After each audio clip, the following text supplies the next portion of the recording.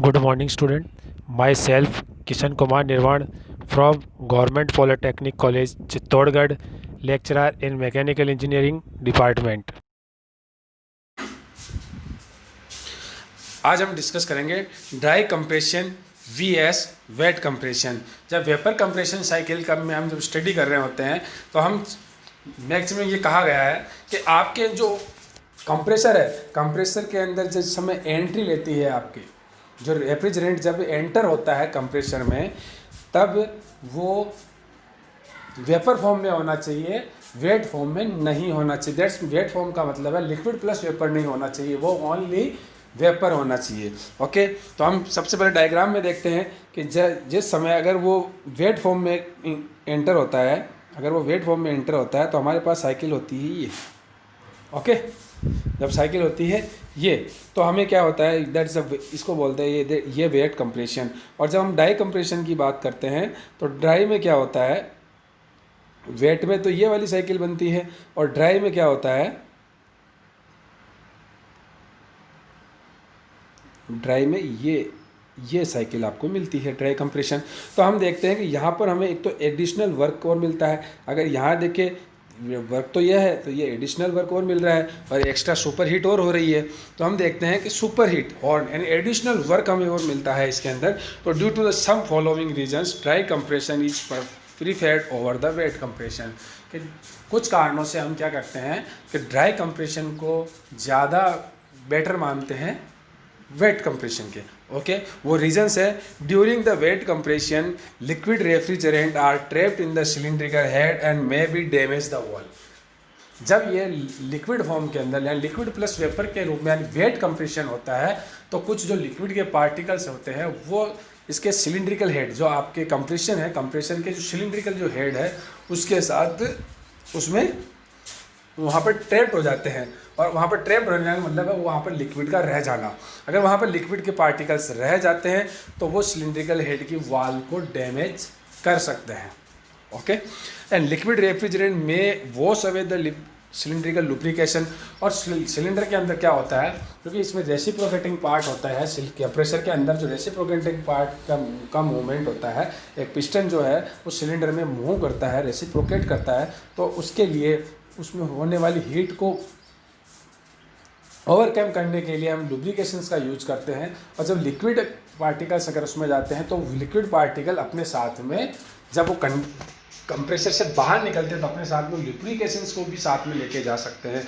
और अगर ऐसा होता है तो वहाँ पर लुब्रिकेशंस की कमी हो जाएगी आपके कंप्रेसर में, और वो जो हीट जो जनरेट हो रही है उसको ओवरकम कर नहीं पाएंगे और उस वजह से इसकी वर्किंग कंडीशंस जो है फेल भी हो सकती है, क्योंकि लुब्रिकेशन ही है जो उस हीट को, जो आपके सिलेंडर के अंदर जो हीट जनरेट होती है उसको ओवरकम करता है। ओके, रेसिप्रोकेटिंग पार्ट्स को।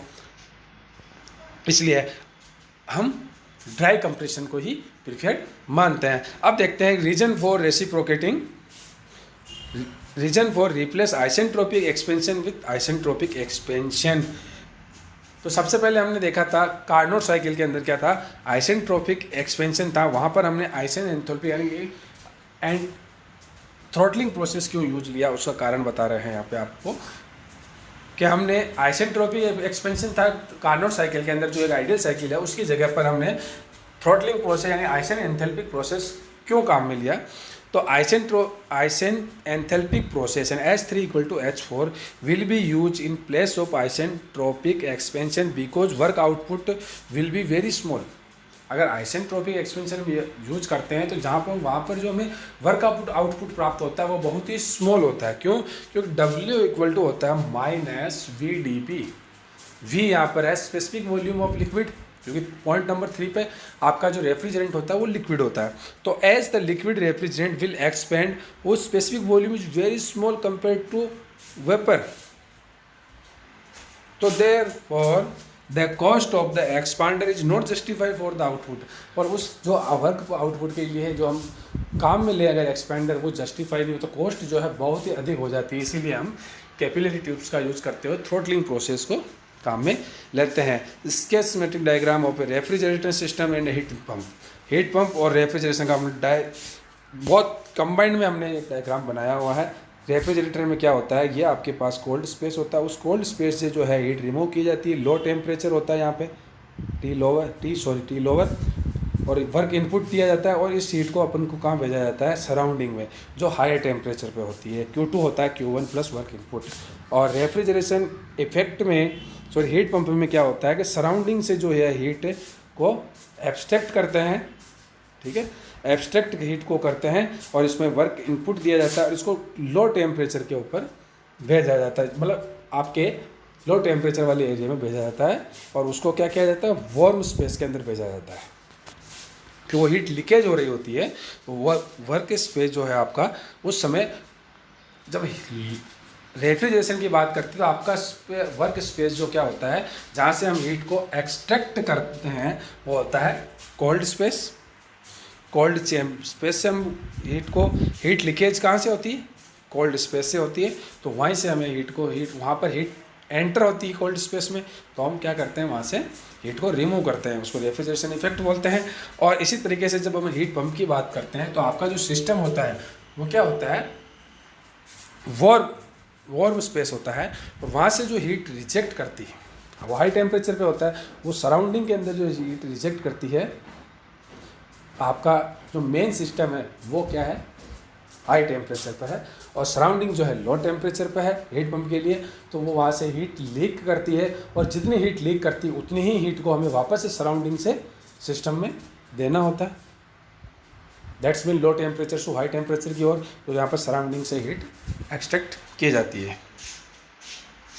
उसके बाद हम देखते हैं volumetric efficiency of A reciprocating compressor. किसी भी रेसिप्रोकेटिंग कंप्रेसर के लिए हम वॉल्यूमेट्रिक एफिशिएंसी क्या होती है वो देखते हैं। तो it is defined as the ratio of actual volume of refrigerant entering to the compressor to swept volume. तो mass flow rate M dot है मास फ्लो रेट, तो mass flow rate of refrigerant kilogram per second, V1 like a specific volume at the inlet to the compressor. Inlet compressor के inlet के ऊपर जो specific volume है वो है, तो वॉल्यूम एक्चुअल वॉल्यूम क्या हो गया, मास flow rate into V1। Okay, इसकी यूनिट होगी मीटर क्यूब पर सेकेंड। आप ये देख सकते हैं, ये आपका मेन सिलेंडर है, यहाँ पे देखिए ये आपके स्ट्रोक लेंथ है, ये आपका इसका डायमीटर है। तो स्वेप्ट वॉल्यूम जो होगा वो π/4d²L है, ये क्लियरेंस वॉल्यूम है। ओके, तो वॉल्यूमेट्रिक एफिशिएंसी क्या, V actual upon V swept. Actual volume जो है कि किसी का कितना एंटर हो रहा है, तो V actual upon V swept, तो पाई जो आपके वॉल्यूमेट्रिक एफिशिएंसी है equal to m.V1 divide by π/4d²L। Okay, into n/60 into के क्या है, नंबर ऑफ सिलेंडर्स। एक सिलेंडर के लिए तो π/4d²L आपके एरिया है, लेकिन अगर नंबर ऑफ सिलेंडर्स अगर हम यूज कर रहे हैं तो उसमें नंबर ऑफ सिलेंडर से मल्टीप्लाई करने पर total swept volume find out करते हैं, इंटू n/60। ओके, डी यहाँ पर बोर डायमीटर या पिस्टन का डायमीटर है, एल आपके स्टोर की लेंथ है, के आपके नंबर ऑफ कंप्रेसर या सिलेंडर है, एन जो है स्पीड इन आरपीएम दी हुई है आपको। पिस्टन डिस्प्लेसमेंट क्या होता है, पिस्टन डिस्प्लेसमेंट होता है m.V1 divide by volumetric efficiency into n/60। कितना जो वॉल्यूम है वो डिस्प्लेसमेंट होता है। नोट देखिए, हायर टेम्परेचर साइड को हम कंडेंसर या हीट ट्रांसफर बोलते हैं, हाई टेम्परेचर साइड उसको condenser heat transfer, but lower temperature side is evaporator heat transfer.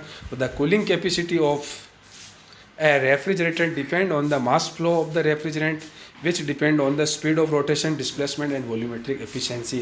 तो कूलिंग कैपेसिटी किस पर डिपेंड करती है, mass flow rate of the refrigerant, और मास फ्लो रेट किस पर डिपेंड करता है, उसकी स्पीड ऑफ रोटेशन आरपीएम पे, displacement and volumetric efficiency. Volumetric efficiency जो जिस फॉर्मूले के तहत दी जाती है वो है 1+C minus C into P2/P1 की power 1/n, where C is the clearance ratio. Clearance ratio दिया जाता है VC अपॉन VS। VC यहाँ पे है क्लियरेंस वॉल्यूम, VS है यहाँ पे स्वेप्ट वॉल्यूम, P2 यहाँ पे कंडेंसन प्रेशर है, P1 आपके यहाँ पर इवोपरेटर प्रेशर है, और N जो है पॉलीट्रोपिक इंडेक्स है। P2/P1 बढ़ेगा, P2/P1 यानी कि दैट्स प्रेशर रेशो, यानी दोनों P2 और P1 के बीच में अगर गैप इंक्रीज होता है तो वॉल्यूमेट्रिक एफिशिएंसी कम होती है। ओके, तो the effect of change in the operating conditions of the performance on the VC cycles, ये हम नेक्स्ट लेक्चर में डिस्कस करेंगे। Thank you so much.